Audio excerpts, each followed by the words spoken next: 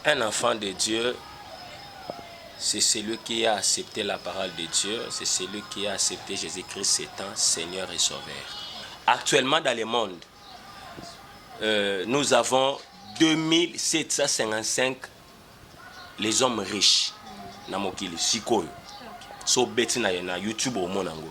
Tu as 2755 les hommes riches na mokili. Mais parmi bango il y a aucun chrétien. Je me souviens ça mutala nzambe moko azara soki Nigérian soki toyebi babi pe aza milliardaire. Pasteur Oidepo. Pasteur Oidepo aza na mbongo, ala riche. Mais en 2755 les hommes riches wana na lotangi wana na kati azate. Alino likambo te ata baluli kitoko lopango lokumo propriétaire kasi ya balabala eza ya moto nyonso propriété privée. Bonjour à tous nos téléspectateurs et internautes. Je suis Doriana, la fille intelligente. Une émission Nabinoto Solo Layango, une émission sociopolitique et culturelle. À travers cette émission, to solara maibele oezoleka na mokili nabiso messieurs dames. Et aujourd'hui, toko solola vraiment mingi matali bonzambe la pauvreté des enfants de Dieu des ali sujet au toko solola na mokolo ya lelo. Merci na Moïse qui est derrière la caméra, à vous chers abonnés, il y a Aigle Congo, il y a Aigle Ngouya Télévision et je salue Messieurs Junior, hein, Babi, Bambo Tebele, Babi, patron mon quoi foutre à temps réel, Bambo Tebele Nayo, et je suis avec l'apôtre Deva Ndemba, Naïne Tokosolola, Maé, Onoti Koloba. Par rapport à notre sujet, je dis directement bonjour et bienvenue, apôtre. Bonjour maman et bonjour au peuple de Dieu aussi. Bonne santé. Nzambe bovana bato, abomba biso malgré la réalité mokili c'est bon. Merci beaucoup.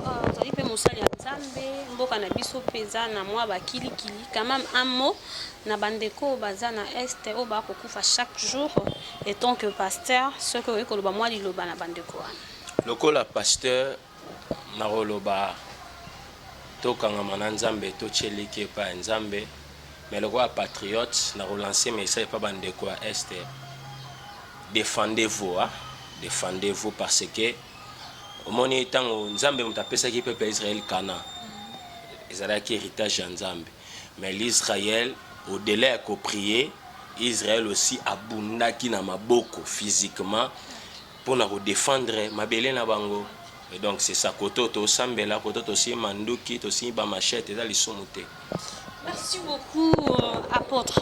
Tokokotana masolo wana mingi peut-être prochainement tokosolango par rapport à thème ya lelo to sujet de la pauvreté des enfants de Dieu. Messieurs dames, restez branchés bino obunga koyo kama matali parole de l'Éternel. Nous sommes avec l'apôtre à expliquer biso namolai sujet au tokosolola. Mais avant d'entrer dans le vif de cette émission, messieurs dames, nous avons quelques questions ou éclairer peuple de Dieu to bandeko banso à travers cette émission pe bakoyo kozali baku ya kobongwana par rapport à thème na biso la pauvreté des enfants de Dieu to kosenga vraiment na mosala ya Nzambe a expliquer biso d'abord nani aza mwana na Nzambe avant to kota na vivre ya sujet na biso. Un enfant de Dieu, c'est celui qui a accepté la parole de Dieu, c'est celui qui a accepté Jésus-Christ étant Seigneur et Sauveur. Par là, je vais un peu préciser des choses. On ne devient pas enfant de Dieu parce que vous êtes un pasteur. Vous êtes une famille chrétienne. Famille chrétienne est ratée. Papa nous a prophète, papa nous a apôtre, mais jour où le robet enlèvement ratant on devient enfant de Dieu en acceptant Christ. La Bible dit dans Jean chapitre 1er, le verset 12. La Bible dit, mais à tous ceux qui l'ont reçu et à ceux qui croient à son nom, elle leur a donné le pouvoir de devenir enfants de Dieu. Donc c'est ça, on devient enfant de Dieu en acceptant la parole de Dieu. Donc c'est ça. Merci beaucoup, messieurs, dames. Comme un peu de rappel, oui, toujours la pauvreté des enfants de Dieu. Voilà, ils ont dit sujet. Et moi, je me solo là, na mosala nzamba expliquer biso d'abord enfant de Dieu azali nani pour na toko na sujet. Mais avant to kende pe na moi lombango to be la pauvreté na kati to ya lisanga ya bana na nzambe to ke déjà mona na nzambe maintenant chrétien. Chrétien zanani être comme Christ nde balobaka. Est-ce qu'il y a aussi différence entre fils de Dieu et enfant de Dieu? D'ailleurs, en premier lieu, je suis apôtre. Un apôtre de nature, c'est un enseignant. Parce que enfant de Dieu et fils de Dieu, c'est tout un enseignement. Mais d'entrée de jeu, je suis chrétien. La première fois que les disciples furent appelés chrétiens, ils ont dans Actes des Apôtres chapitre 11, le verset 26. La Bible dit, dans la mission, dans le mandat où va recevoir que par Christ allait partout dans le monde, annonce la bonne nouvelle. Et il s'est fait que les disciples, veut dire Pierre et les autres, se retrouver dans la ville d'Antioche. C'est pour la première fois, Bible lobby, les disciples Yesu chrétiens. Pourquoi les chrétiens? D'ailleurs, à l'époque, dire que celui-là c'est un chrétien, ils ont dit le injure. Ils ont un injure, il y a un qualificatif moko injurieux, ce qui n'a pas là. Donc, chrétien veut tout simplement dire que comme Christ, c'est ça être chrétien. Pourquoi Pierre, les disciples chrétiens? Parce que les disciples, même dans l'accoutrement. C'est-à-dire comme Christ, c'est par rapport à l'aspect physique, il y a Yesu kaka. Donc en tout et pour tout. Ce que tu vois même dans le dictionnaire français, un chrétien, c'est celui qui vit selon Christ. C'est ça un chrétien. Donc le lot est confusé comme moi mingi, moi dans mon église assemblée la ramela makaya ma oloba chrétien. Est-ce que Christ amela dans likaya? Amela dans likaya ti. Être chrétien, c'est vivre selon Christ. C'est ça être chrétien. Moi, expliciter moi vivre selon Christ. Je crois que il y a aussi beaucoup de chrétiens, peut-être c'est-à-dire que porter mon chrétien, être selon Christ,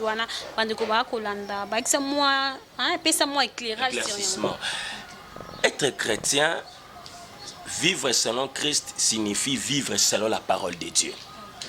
Un enfant de Dieu, c'est celui qui vit d'après la parole de Dieu. Exemple. Oui, verset. Parce que je me souviens, tout enseignement, moi, que Éphésiens lobby, ne vous enivrez pas du vin, car c'est la débauche.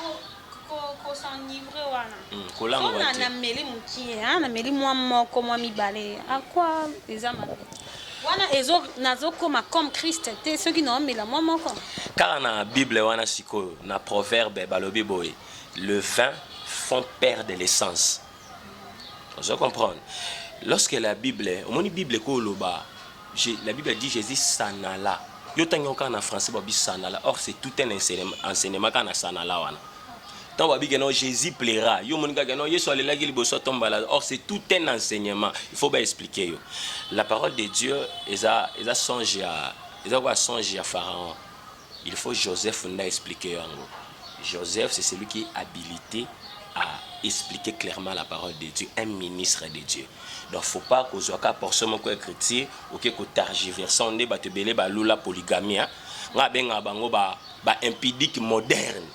On va défendre la tête, on va passer belé dans ma bête, David a passé belé. On va passer impudique moderne. David azaki na Salomon, j'allais dire. Salomon azaki na bassi belé. Mais Salomon azolo belé parmi 1000, j'ai trouvé une. C'est un langage biblique. Puis autant dans la carte de la Bible, mariage c'est moko Bible loba. Il y a roi Salomon, il y a fille, il y a roi Pharaon. À part un mariage, je me suis dit Bible les athées. Donc c'est ça. Merci beaucoup. Nous continuons avec cette émission Apôtre mais au éclairer à bien te vivre selon Christ. C'est demeurer dans la parole de Dieu. Vivre selon Christ, c'est demeurer dans la parole de Dieu. C'est ça vivre selon Christ. Yesu alobi ko fingate, o fingete, c'est ça vivre selon Christ. Bible dit que moi ça mototé, moi ça moté, c'est ça être un enfant de Dieu. C'est-à-dire par rapport à Maïko, Maman Tokeka, peut-être dans le Nouveau Testament, to na ba o ba apôtre te ba prophète, ba lobaka, au sangisi angonde yangwana vivre selon Christ. Donc ancienne alliance, interprétation langue c'est la nouvelle alliance. Donc tout sa Bible c'est ça, être un enfant de Dieu. Merci beaucoup messieurs dames, nous continuons avec cette émission. Abonnez-vous massivement à Aigle. Il y a télévision, vous allez jamais d'ici à travers nos émissions, vous avez enseignement, vous avez vérité à travers cette émission. Tout ça n'apporte des vendemba, de toko solo là, matali, écriture la pauvreté des enfants de Dieu. Toko vraiment na vivre à sujet na biso. Aujourd'hui, on expliqué biso déjà qui est chrétien, qui est enfant de Dieu. Maintenant, parlons de la pauvreté na okati ya bana nzambe. Aujourd'hui, on voit beaucoup de enfants de Dieu, donc au Sambela chaque jour, mais quelque part côté finance, ça ne va pas. Aujourd'hui, comme on appelle banana nzambe mingi, kokabela babola o ezali biblique et comment kota la baïta d'âme. Maintenant, question na biso eza, qu'est-ce qui fait que aujourd'hui les enfants de Dieu bazana vimoro il y a moi pas si par rapport il y a bande comme sous. Merci vraiment. Maman journaliste pour na mutuna na j'allais dire na ina pesa information moko na pesa pe bande ko tuba Holanda biso so beti na YouTube au monango. Actuellement dans le monde nous avons 2755 les hommes riches na mokili sikoyo so beti na YouTube au monango to na 2755 les hommes riches dans Mokili. Mais parmi bango, il n'y a aucun chrétien. Pourquoi? Qu'est-ce qui fait que l'or et l'argent appartiennent à notre Dieu? Mais pourquoi mais je me souviens ceux qui Nigériens, ceux qui sont milliardaires. Pasteur Oidepo. Pasteur Oidepo dans Mbongo, à la riche. Mais en 2755, les hommes riches wana na lotangi wana na kati azate okune za makamba milliards.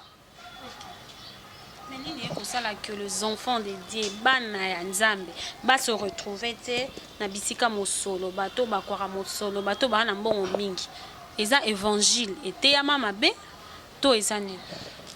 1 eza évangile ete ya mama be. 2 eza évangile kotum supete ya mama lamba tu ba comprendre ngo mabe. Parce que pauvreté mingi ya bana nzambe majorité au tout ko identifier ka pana biso ba chrétien africain nde toza malheureux. Ça dit bato batei mabe na batei mabe. Le problème est que bana nzambe belé soko yambi Yesu ebele makanisi na bango ezaka na lola. Ebele to se culpabilisaka d'une manière que bato bana droit ya olia malamu kolata malamu kolana na bandako malamu ezaka ba pagano ndo mona place on a badage monsieur bima mamu tukawana eza bilora mokili rotika na nango ngana tuna siko bato soki kotambo na mutuka eza bilora mokili bo tambo makolo eza bilora lola nga elewe comme ça nga yango wana ndo mona batei mususu pe sous l'ignorance bien aimé atoli lo sa mafuta mbila kumisa nzambe bongo muto aliengombe akumisi nani? Question quand on a tuni. Est-ce que pour nous mama malam, il faut qu'on ait le safout en bila. Donc ça n'a rien à voir. Na maramu susu, maramu tout vivre na maramu bibelobi. Ils en ont quantité. Donc les enfants de Dieu nous sommes pauvres parce que totika batu ba ibinzambe te ba jouir. Na bolamu ya nzambe na biso na 100 kilo plus que biso. Parce que l'or et l'argent appartiennent à notre Dieu. Mais des gens qui possèdent beaucoup plus l'or et l'argent actuellement dans le monde, ce sont des gens qui n'ont rien à voir avec notre Dieu. Le peuple de Dieu, quelque part, est aliéné dans mon tour. Tout ça est ignorant. Okay. La Bible ne dit pas que mon peuple est péri faute des diables. Hein? La Bible ne dit pas que mon peuple est péri faute de jeûne et prière. Mais la Bible dit mon peuple est péri faute de connaissances. continuer avec cette émission, surtout côté à faute de connaissances. Maintenant, charge à faute de connaissances, on a topé sans banane. Biso batei. Biso batei, na bana nzambo ba melaka nyonso. Tu verras, mais c'est là une question, pas na yo mon maman journaliste. Dépend néo et bandi, somme Bible combien de fois? Ma question est zanga. T'es naïve, mais pour na kaka ko répondre, non, bien c'est mission quoi. Justement, on a son Bible, non, une fois. Na néo. Une fois. OK. Bon ba kabelo ba ni sombi combien de fois? Au sombi mais mingiti. Ah mon Dieu. Au mona mutu à église sans Bible na maboko. Tout ba oté aye. Oui, enseignement ça mabé. Mais pour enseignement na yo attester ngweza mabé, il faut ana et loko do peso boussole na maboko. Là wana tozwa moi chance wana ezalaka na somba na Bible vraiment. So na sombi la sainte dans no somba ba version nyonso po bulunga nezalate. Deana bandaki. Donc on est merci. Osomona promesse yango wana batei un baoté ya mabe et de biso bayoki ozoyoka likambo mo vérifier za te posa na Bible na maboko te. Ya moni ba meliso nyonso ke non wana na benga ngo école spéciale ya. Wana to lo babandimi. Bandimi. École spéciale ya ba africain nzambe za rabongo. Donc po yebozana po ba yeba ke mutu azana école ya nzambe faut zangela maolata. Faut zange siko lala, il faut lire na passe ya bien monde en école nzambe, nzamba fortifié, nzamba entraîné yo. C'est ça. En Afrique d'abord école nzambe signifie faut zanga sapatou, ozanga pantalon, ozange siko lala. Surtout côté wana. Tous toza quand même ba chrétiens et toza na isengo père oyamba yo ndengo zo fongolela biso mama kam surtout école nzambe soki mutu ayambi Yesu sika azam ne ba bébé spirituel parce que na koyamba Yesu wana na ko wana il faut aller kaka na moi ba souffrance aller kana ba difficulté il faut aller kana ba situation moko boy pour ça là qui a comprendre nzamba zali est-ce que ça kaka obligatoire koyamba Yesu na illustré dans le langage prophétique. Koyamba Yesu ça le quoi mokili za Égypte. Tango yambili lo banzambe za Moïse ya teyo na kate Égypte, annoncer la bonne nouvelle à teyo lo la oueza Cana. Mais avant beaucoup makana faut boleka na désert, eza mokili. Désert c'est le mange ya école ya nzambe, il mange la souffrance. Mais attention, na kata désert, le cause de souffrir, ozo kemba na moi et la kisite que non faut la priver na viande. Faut la priver na man. Faut la priver na blamba olata. Tanga Bible malam, Bible obi na kata désert, ate lamba ya mona Israël mon côté katana. Ata singa li papa te katana. Ba tara osengi nzambe na poza na lia viande ye. Ozo comprendre, na lia man ye. Mais ba na kata école nzambe na désert. Mais peut-être même biloko wana goût ezaki moko. Goût ezalaki kasi tanga Bible un Moïse pas alembaki goût wana. Alembe mo goût wana. Le problème est que école ya nzambe ezalaka différente. Vous comprenez? Et pas na école nzambe ko tango yambi Yesu Masia, okuta na ba difficulté mobali na compréhension koti. Okumo souffrir na kata libala na yo. Mobali compréhension mbalo comprendre ozuti wana d'école ya nzambe na ndenge na yo. Ngana ngamu na ngako da afana ye ba Yesu commerce ngama ndoke malamu. Mais ton na yebi Yesu mo déséquilibre mo komi okota. Ils appellent école nzambe na ndenge nanga. Mais la situation moko yotika la éternalité mais c'est juste pour un temps. Mais dans la mutu muso mon a dépa yamba Yesu qui no lelo 30 ans de souffrance. Moment na mutu a gagné des vélos terrain aux États-Unis après 6 mois fini changer. Mais mutu yamba Yesu 15 ans, elle est toujours la même personne. C'est étonnant. On est là à école nzambe spéciale en Afrique. On tout monde en Afrique. Et la qui cité que soit en école nzambe faut sanga biloko olia, faut sanga lamba olata. Non, Bible bibongo te. D'ailleurs Bible bibo mitungisa mati hôtel ya kolia ya kolata pe ya komela. Wa eza ba payande balandela ngo. Ce qui veut dire biso to ko sanga kolia te, to ko sanga kolata, to ko sanga komela te. Donc c'est ça. Maintenant, se dit à quoi ensemble va souffrir, va combat les qui mingi na mabota, va géant, va telemi, va géant pauvreté, surtout ici en RDC, surtout les Africains, va géant il y a pauvreté. Et que na gouvernement, surtout population à Kinshasa, les gens prient beaucoup, mais les gens aussi va souffrir ma casse. Donc le va géant pauvreté. Maman journaliste, limbi sangana zana droit tout no mitunate, mais tout mitunaka bisomoko. Est-ce que na famille Rick Mandala bandoki bazate? Na famille Didi Nwani bandoki bazate? Toi tu penses vraiment batou babala qui ça ngana tu obala les premiers mai. Na famille nanga bandoki bazate? Les pommes mané que bana nzana belé baza culpabilisé pour rien. Ole batala onza mana makoki osela bango bango batala taille Goliath. Et là que boma Saoul et les autres peuples yangwana. Mais David ton a temi libocha Goliath, yo mona Goliath ité. Maman na taille ya nzambo azakati na ye.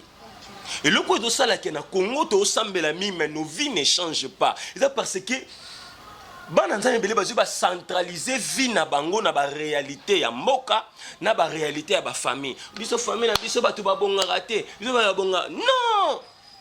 Maman sur nzamba obia pambolo pambolo qui pouvait croire na désert et c'est quand wenze za la raté. Alimentation za la raté mais peuple a se nourrir na viande. Qui pouvait croire? Et si quand tu as maï les catés dans le désert, mes peuples ont mis la maille. Nzamba Nzambe. Et le coup, c'est là que les Congolais ont sambe la mingi, mais bah finalement ils changé de parce que Tolingi Nzamba ça la part na ça la biso pe part na biso. Or il y a la part de Dieu, il y a aussi la part de l'homme. La part de Dieu c'est nga Nzambe na créé jardin d'Éden. Mais ko cultiver jardin pe ko garder ngoza musala na yo Adam. Yo sambeli nzambe nzambe na bondeli yo nzambe sunga ngai papa amen amen mais tant ozobima olingi nzamba za komba kombelo liboso lupango.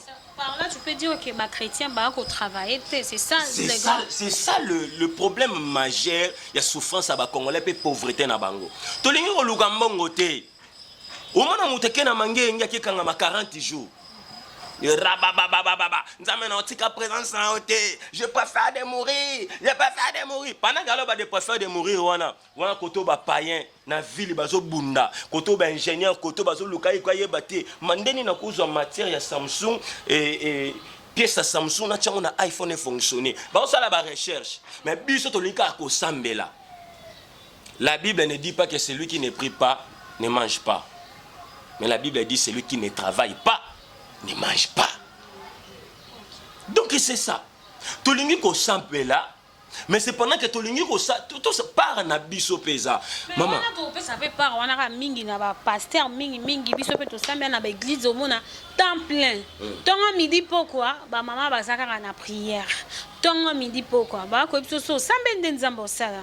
Mais côté à ko travailler ba tout mingi au monde surtout so ba yambi souci. Ba plus attaché na rosa la nzambe qui ko travailler na bango mais mingi bon enseignement na utika pas ba sala nzambe. Peuple de Dieu. Nanina s'adresser na bino. Nalingi yo kanga partout dans le monde, na poto par-ci par-là là où vous êtes. Il y a la part de Dieu, il y a aussi la part de l'homme. La part de Dieu, nous avons exercé ba fonction na ye. Asala la part na ye tant to sambela, to bangaye, to tanga Bible, to donc tout ça là tout. Donc tout ça là tout ça pour exercer, tout ça avec sa piété. Nous avons ça la part na ye. Mais la part de l'homme aussi existe. Yo maman exemple on a pour maman bota ozobondela na nzambe pesanga mwana nzamba ana mettons aussi ça amen papa linga simbo na chambre boye ukangi makolo oboya simbo ozazemi tato salinde na to melima ngenge zeme yake parce que nzambe ça sali par na yo ki le bondeli na yo à rendre déjà féconde. Mais si ko yo peut faut ça la part na yo par nous ezanini il faut s'accoupler na papa. On se comprend. Tant que bondeli nzambe ke nzambe pambola ngai, nzambe na ngo pesa ngai mbongo. Dieu est souverain. Na souveraineté nzambe, nzambe ko botso pe mbongo na poche. On nzambe nzambe na ye. Mais na souveraineté nzambe aussi, tant que nzambe pambola nga na mbongo, bandata mbongo moko pilipili liboso ndako na yo. On se comprend. C'est ça. Sala musala na yo, tika penza mbasa musala na ye. Ezate que non aussi si ko sambela obandi osambela so nzambe brosenga mino nzambe sokolanga makolo nzambe osala ngote ya bilo musa to sambeli ndenge nyo tie foi je m'excuse nzambe osala ngote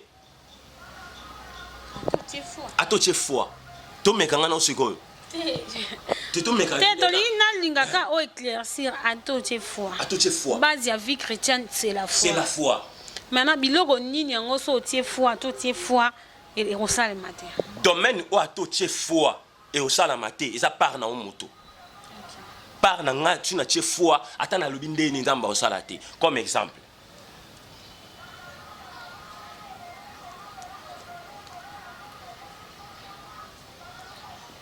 Shababababa, nzambela tsanga montre. Eh rabababa. Maman, nako priya wa moye ko sila. Nzamba ola tsanga montre. Tu sais pourquoi? Pour nzamba pesanga maboko pour no sani. Ko salela yango, eza par na ngana sani na zui montre. Nalati. Sans prier, sans sa foi. N'existe maman ko par na nga soin. C'est yango ndeti na tie foi nzamba osala te.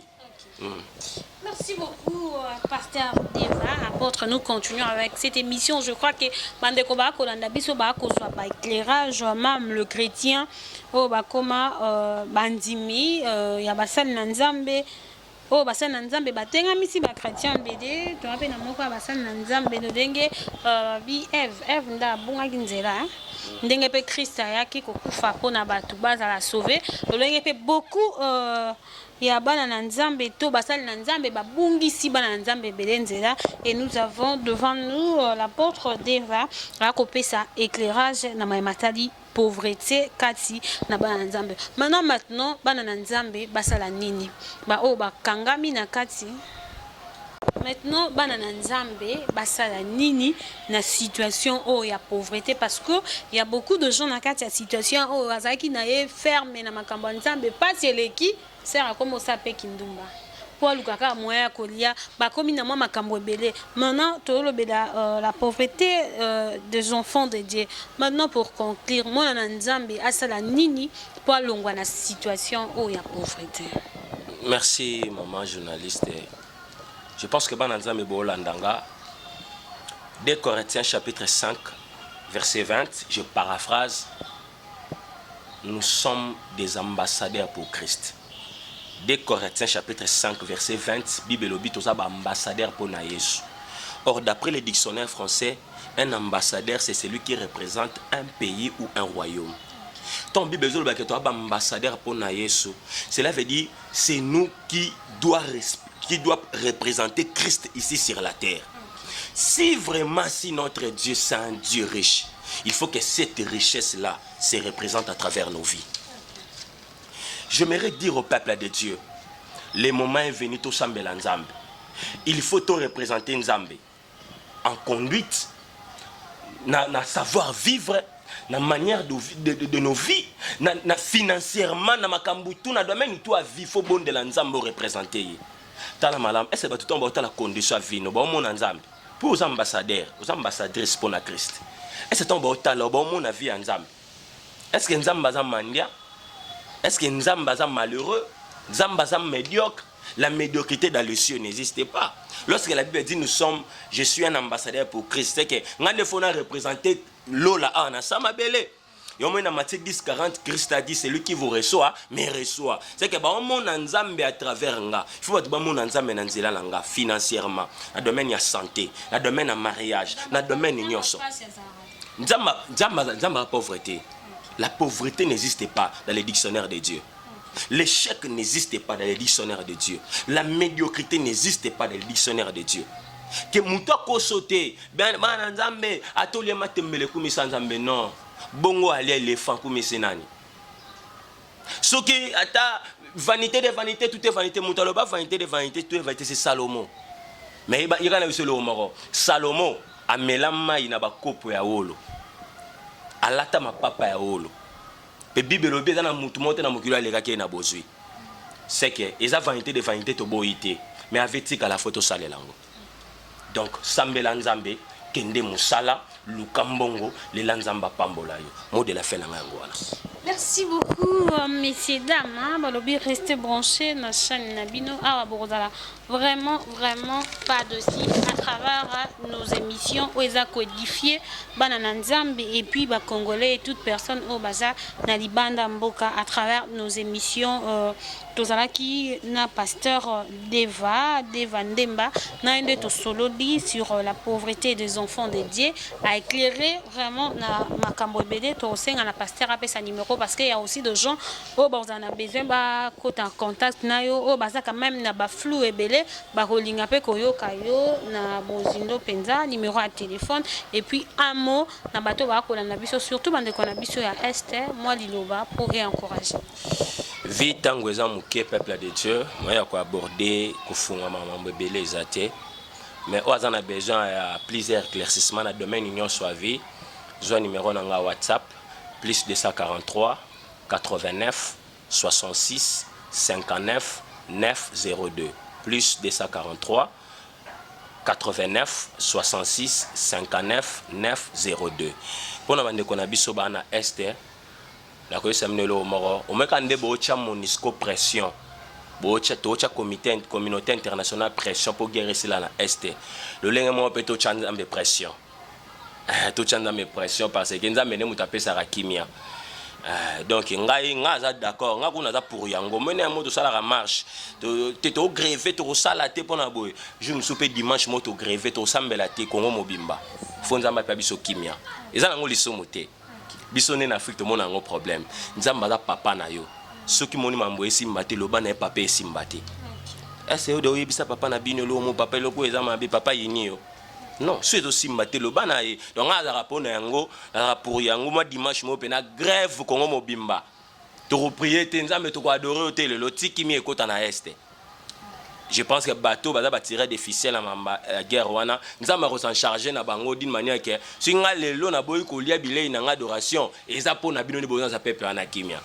Donc peuple à est bino doit na est bocha monisco pression pour guerre ici là bocha communauté internationale pression bocha penzambe pression pour guerre ici là. Donc c'est ça, beau gréver pour nzambe beau ça ba marcher pour nzambe. Si vraiment si Dieu tu existes, pourquoi tu as kimiati? Ce qui est chose qui existe, pas une toile qui m'y. Et donc c'est ça, que Dieu vous bénisse. Merci beaucoup, apôtre Deva Ndemba. Oui, si vraiment Dieu existe, pourquoi tout le monde qui dans l'est du pays, tout le monde qui apôtre, messieurs, dames, restez branchés dans Aigle Ngouya Télévision. Et merci à monsieur Junior qui est le patron de la chaîne, le patron à Foutaka à temps réel. Merci à Moïse derrière la caméra, à vous, chers abonnés de Aigle Ngouya TV. Abonnez-vous massivement à travers nos émissions. Bon, à la jamais d'ici, je vous dis au revoir et à la prochaine. Bye. Alino likambo te ata baluli kitoko lopango lokumo propriétaire kasi ya balabala eza ya moto nyonso